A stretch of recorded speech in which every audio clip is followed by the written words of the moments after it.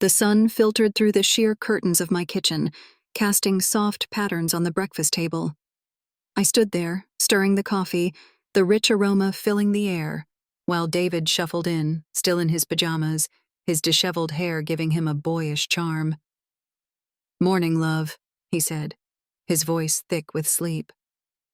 "Good morning," I replied, managing a smile. It was easy to put on a brave face, but deep down, a nagging emptiness had been creeping in. I poured David a cup of coffee and placed it in front of him. "What's on the agenda today?" he asked, taking a sip and grimacing slightly at the heat. "Just the usual. I thought I'd take the kids to the park after lunch. Maybe we can all have a picnic," I suggested, trying to mask the dull ache in my chest. "Sounds great," he said, his eyes already drifting to the newspaper laid out on the counter. I watched him, feeling a sense of isolation wash over me. He was always so consumed by work, and while I loved him dearly, I felt more like a roommate than a wife at times. Later, at church, the familiar routine enveloped me. The congregation buzzed with small talk, and I exchanged pleasantries with other mothers, but my mind was elsewhere. I often found myself stealing glances at Pastor Michael, who stood at the front, exuding charisma as he greeted parishioners. There was something magnetic about him, his deep voice, the way his eyes sparkled with passion when he spoke about faith.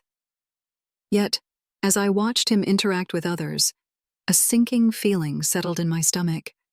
I had come to appreciate our conversations after services, moments that felt increasingly meaningful. "Sarah." I turned to see him approaching, a warm smile lighting up his face. "How are you today?" "I'm good, just busy with the kids," I replied, forcing a smile. He nodded, his gaze lingering on me just a fraction too long. "If you ever need to talk, you know where to find me." I could feel the heat rising to my cheeks. "Thanks, Pastor. I appreciate that." After the service, as the congregation filed out, I lingered, drawn to him like a moth to a flame. The church was nearly empty, the soft echoes of footsteps fading away. I took a deep breath and approached him. "Pastor Michael, can I talk to you for a minute?" I asked, my voice wavering slightly. "Of course, Sarah. What's on your mind?" He gestured toward the small office at the back of the church, and I followed him inside, my heart racing. As we sat down, I felt an overwhelming urge to spill everything, the loneliness, the weight of expectations. "I've been feeling a bit lost lately," I confessed, my fingers nervously fidgeting. "It's just, with David working so much, I often feel alone. I love him, but sometimes it feels like we're just going through the motions." Pastor Michael leaned forward, his expression earnest. "It's okay to feel that way. Relationships can be challenging, especially when life gets busy. You're not alone in this." His words wrapped around me, providing a sense of comfort I hadn't realized I was seeking. "I just wish things could be different. I want to feel connected again, like I used to." He nodded, his eyes softening. "You deserve to feel that connection, Sarah. It's important to share your feelings." For a moment, the air between us crackled with unspoken tension. I could feel the chemistry simmering, the magnetic pull drawing me closer to him. Then, in a moment of reckless abandon, our lips met, a soft brush that ignited something deep within me. It was unexpected, electric, and terrifying all at once. The world around us faded, but as quickly as it began, I pulled away, shock coursing through me. "What have we done?" I gasped, my heart racing. His expression mirrored my own, surprise mixed with something more profound. I'm sorry, Sarah. I didn't mean to." "No, it's not just you," I interrupted, panic rising. "We can't. This is wrong." But even as I spoke, a part of me didn't want to let go of that moment, the spark that had ignited between us. My heart pounded in my chest as I realized the gravity of our actions, yet I could still feel the warmth of his lips lingering on mine, a reminder of the connection I had been yearning for. "Let's just forget this happened," I murmured, my voice barely above a whisper. "Okay," he replied, though I could see the conflict in his eyes. As I left the office, my heart felt heavy with confusion. I had crossed a line I never thought I would, and now the weight of that moment settled over me like a storm cloud, dark and foreboding. I had opened a door I couldn't easily close, and as I stepped back into the bright light of the church, I questioned what it would mean for my life moving forward. I felt the weight of the world pressing down on my chest as I awoke that morning. Sunlight poured through the curtains, illuminating the room in a warm glow, but I remained paralyzed under the covers, my mind racing with thoughts of Pastor Michael. Since our kiss in the church office, I had been caught in a whirlwind of emotions that I could neither understand nor escape. I could hear David's soft breathing beside me, a reminder of the life I had built, a life I was now questioning. "Sarah, are you awake?" David's voice broke through my thoughts, filled with that familiar warmth that had always made me feel safe. "Yeah, just a bit tired," I replied, forcing a smile as I turned to face him. "Did you sleep well?" He nodded, brushing his hair back. "I always sleep better when you're beside me." His words tugged at my heart, filling me with guilt. I sat up, running a hand through my hair, trying to shake off the lingering thoughts of Michael. "Maybe we should do something special today," he suggested, his eyes sparkling with excitement. "Just the two of us." I smiled weakly. "That sounds nice. What do you have in mind?" "Let's go to that new Italian place downtown. I hear their pasta is amazing," he said, his enthusiasm infectious. "Sure, sounds great," I replied, though my heart wasn't in it. As he got up to prepare breakfast, I couldn't help but feel a twinge of resentment at the normalcy of our lives. I wanted to be present with David, but part of me was drawn to the chaos of my feelings for Pastor Michael. Later that day, as David and I strolled hand in hand toward the cafe, I couldn't shake the feeling of dread that loomed over me. My phone buzzed in my pocket, and my heart raced when I saw it was a message from Michael. "I miss you. Can we talk?" I froze for a moment, my world tilting on its axis. David turned to me, concern etched on his face. "Everything okay?" Yeah," I stammered, quickly tucking my phone away. "Just a reminder about the church meeting." He nodded, but I could see the flicker of doubt in his eyes. I had to be careful. I couldn't let him see the cracks forming in our marriage. After lunch, I attempted to shake off the weight of my secrets. Still, every moment spent with David felt tainted by the knowledge of my infidelity. That evening, I found myself standing in front of the bathroom mirror, staring at my reflection. The woman looking back at me was a stranger, someone who had betrayed the love of her life. I needed to see Michael. I needed to feel the thrill of his presence again, the excitement that came with the danger of our affair. I texted him back, my fingers trembling as I typed. "Let's meet? Tomorrow at noon?" The response came quickly. "I'll be waiting." As I lay in bed that night, I replayed our last encounter in my mind. The way his lips had felt against mine, the way he made me feel alive in a way I hadn't experienced in years. David slept soundly beside me, unaware of the storm brewing in my heart. I turned away from him, my mind racing with thoughts of what tomorrow would bring. The next day, I found myself sitting at a secluded cafe, my heart pounding in my chest as I waited for Michael. The aroma of fresh coffee filled the air, but I could hardly concentrate on anything but the impending conversation. "Sarah?"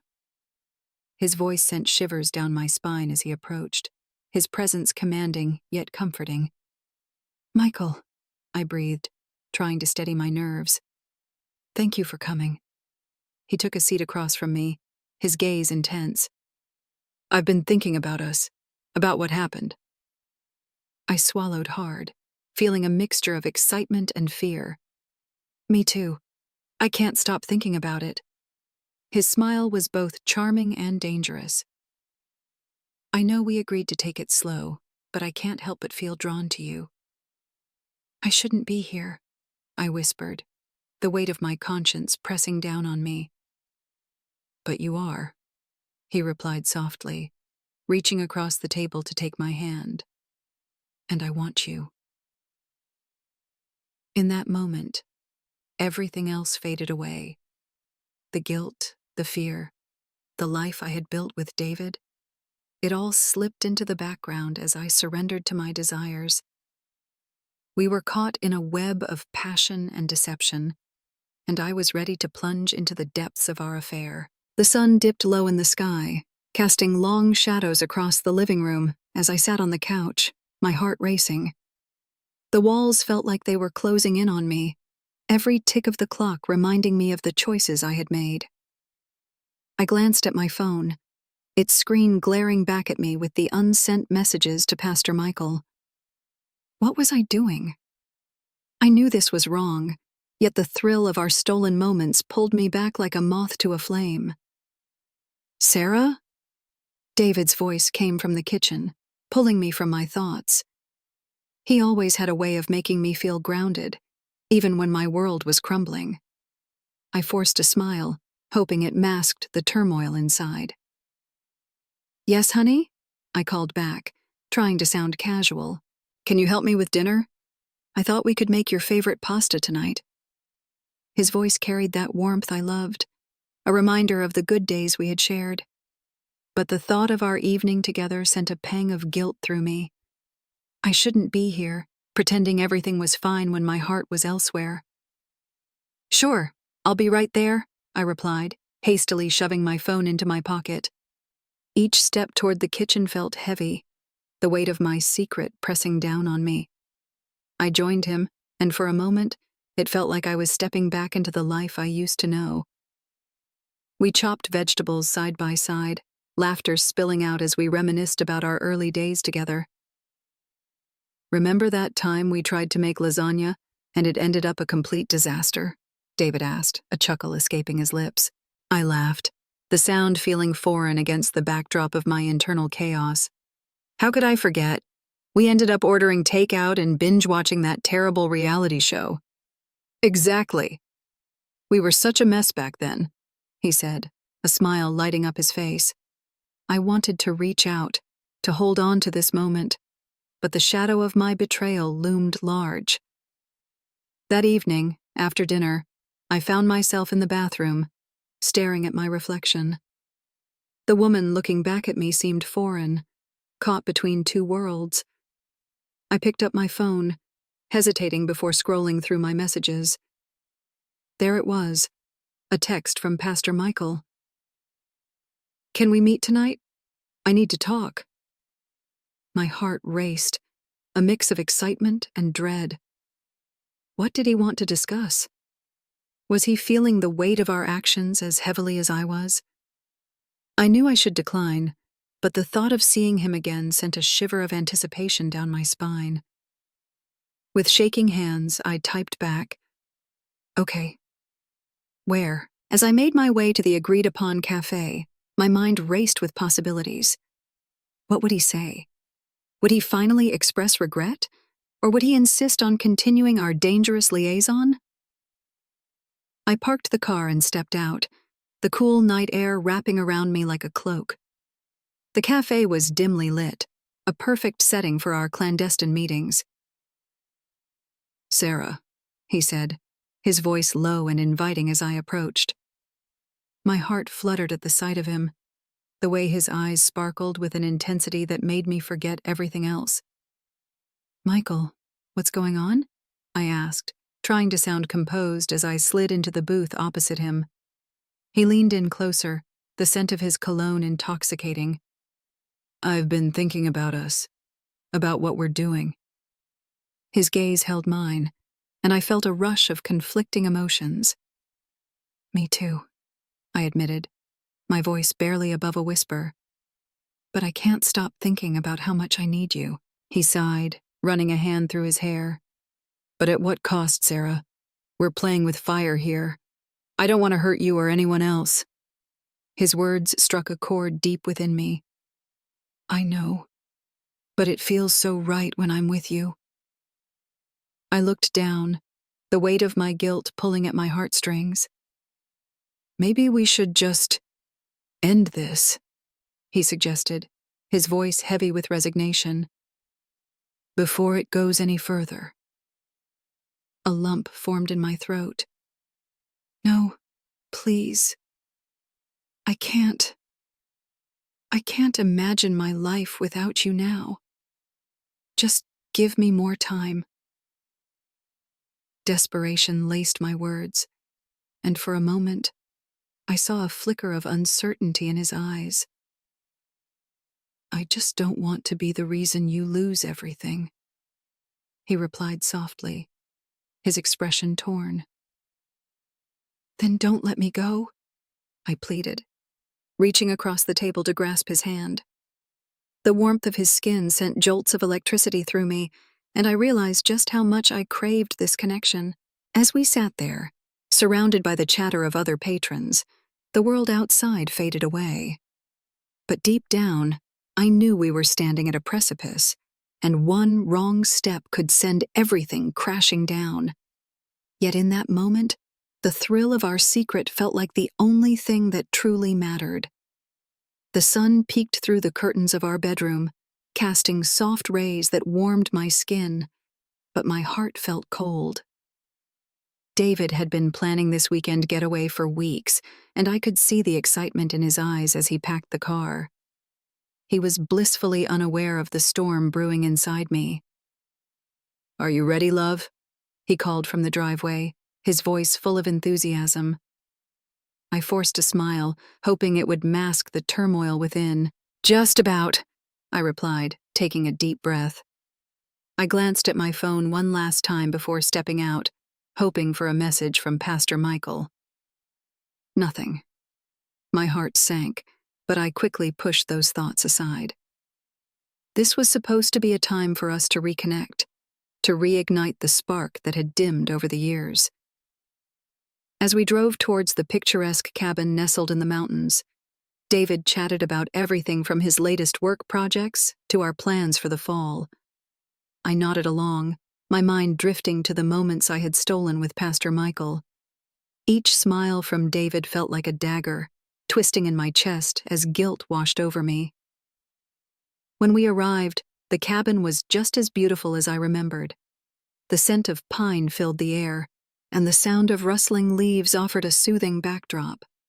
David unloaded the car while I stepped inside, trying to shake the feeling of impending doom that clung to me like a shadow.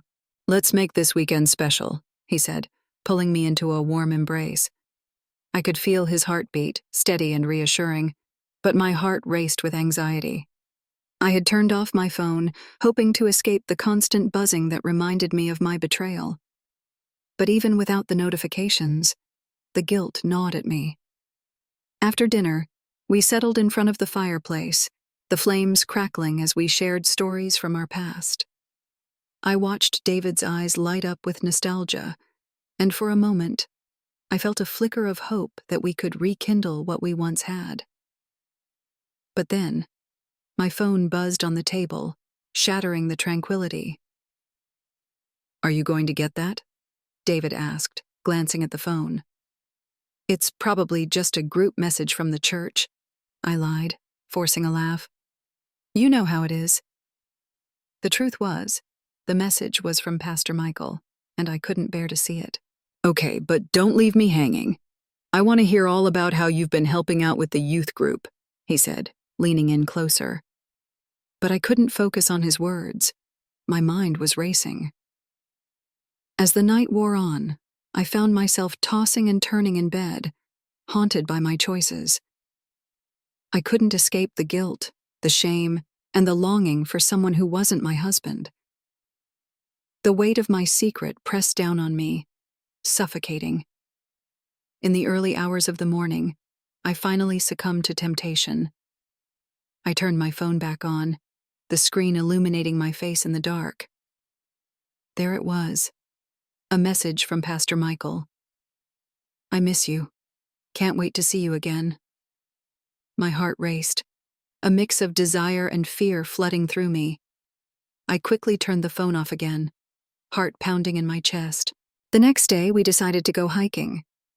The beauty of nature surrounded us, but I felt anything but free. With each step, I struggled to push away thoughts of Pastor Michael. David was walking beside me, his hand brushing against mine, but I felt miles apart from him. "Sarah, are you okay?" David's voice broke through my thoughts, concern etching his features. "Yeah, I'm fine. Just a little tired," I replied, forcing a smile, but I could see the doubt in his eyes. "Are you sure? You've been pretty distant lately. I just want to make sure everything's all right." His words hit me like a tidal wave, crashing down and pulling me under. I wanted to tell him everything, to confess the truth that I had buried deep inside, but the fear of losing everything kept me silent. "I'm just stressed with work, that's all," I lied again, feeling the weight of my deception grow heavier. As we continued our hike, I couldn't shake the feeling that my life was unraveling. With every step, I felt the walls closing in, the burden of my secret suffocating me.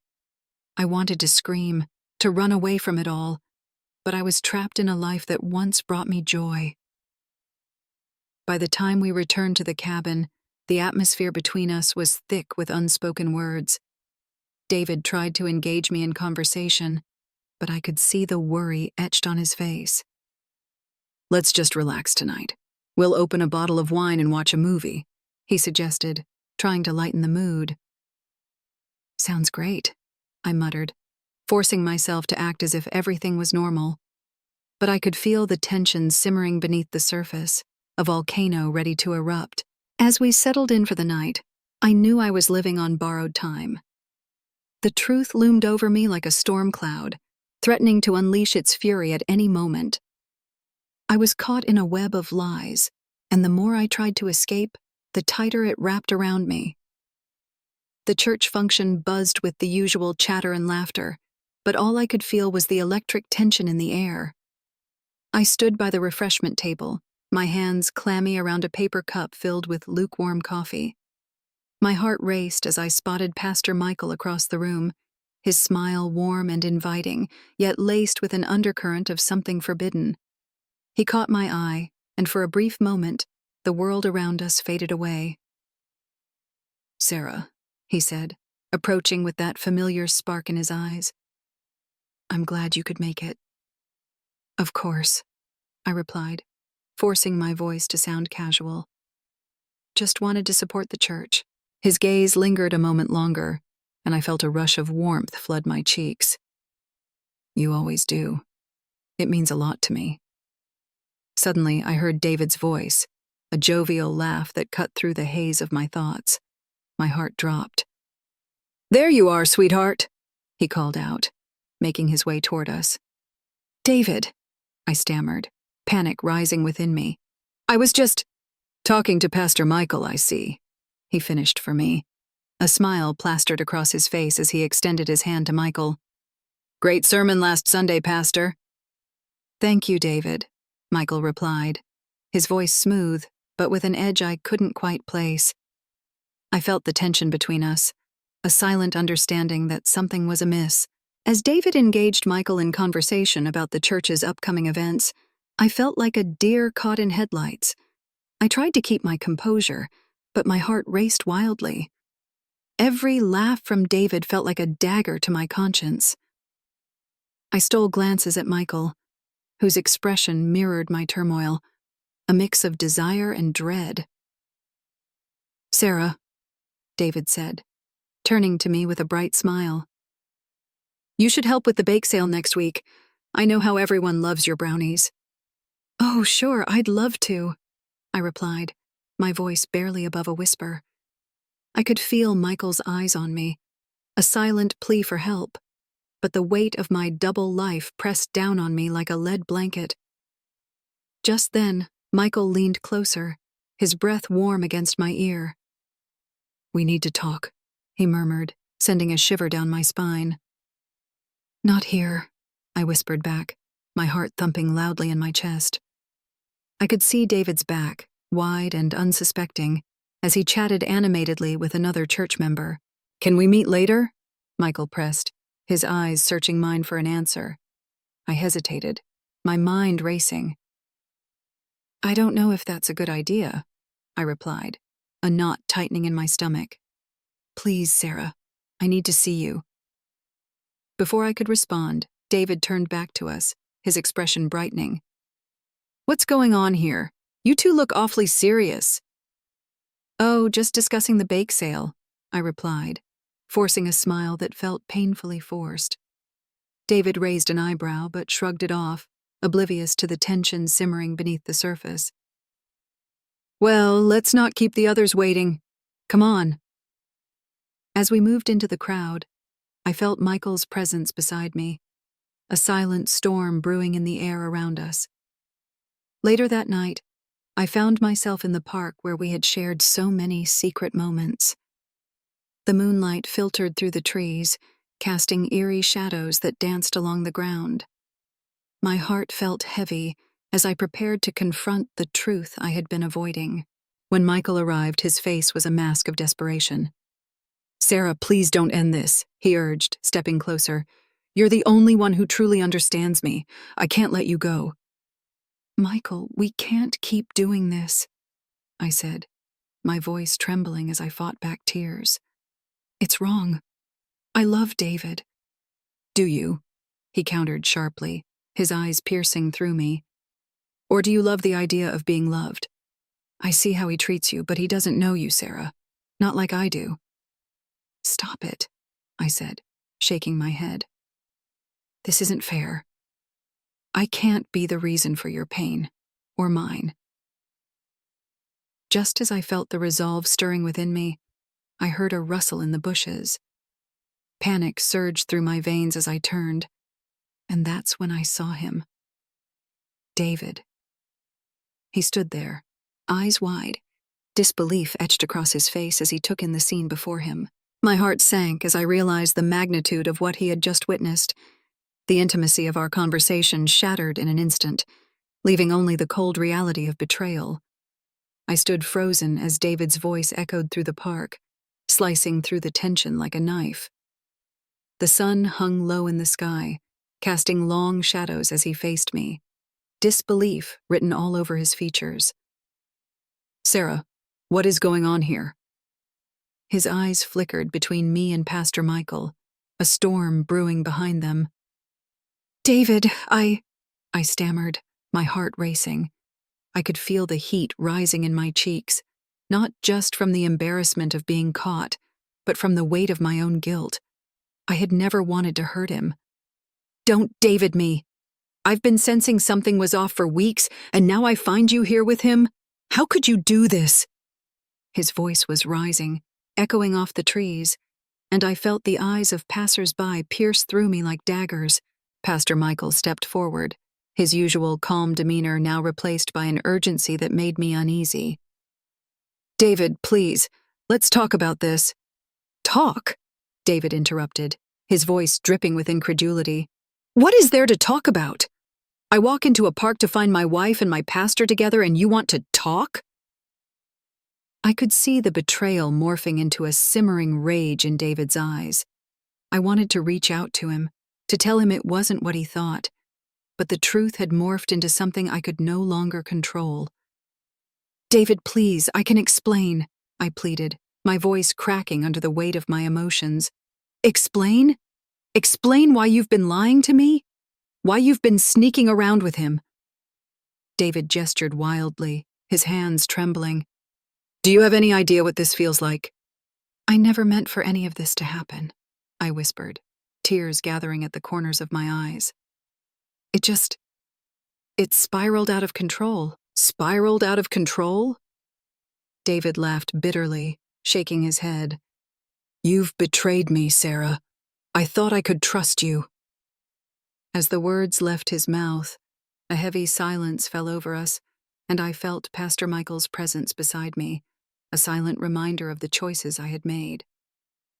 "David, I love you," I said, my voice barely above a whisper. "I didn't want to hurt you." "You love me?"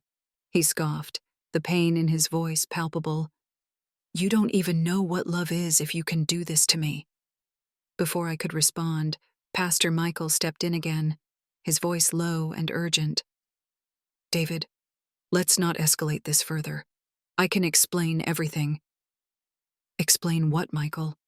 How you've been sleeping with my wife? How you've been leading her on? How you've taken advantage of her when she was vulnerable?" David's words were like arrows, each one striking deeper than the last. And then, in a shocking twist, Pastor Michael reached into his pocket and pulled out his phone. "I have recordings," he said, his voice steady but edged with desperation. "I recorded our conversations, our moments together. I did it to protect myself." "What?" My stomach dropped. "You did what?" "I have to show you, David.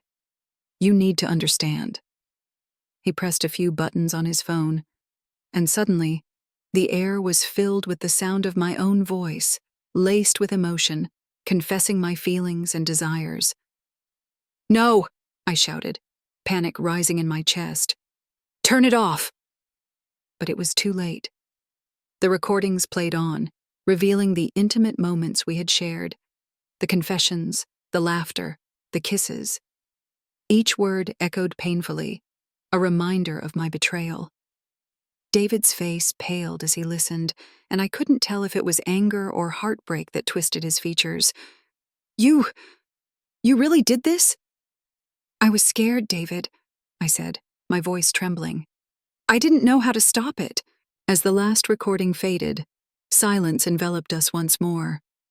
David's expression was one of devastation, and I felt the weight of his disappointment pressing down on me.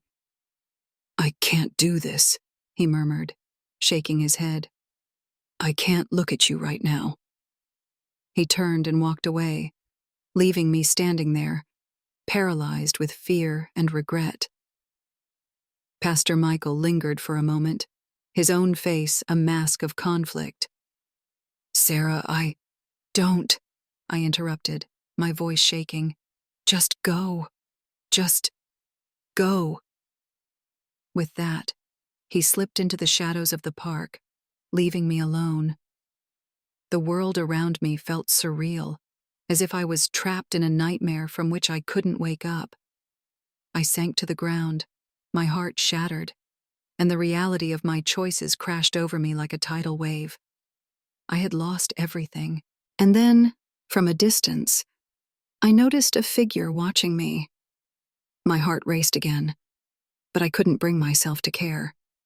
I pulled out my phone, hoping to find some kind of solace, only to see a new message flashing on the screen. "I know everything."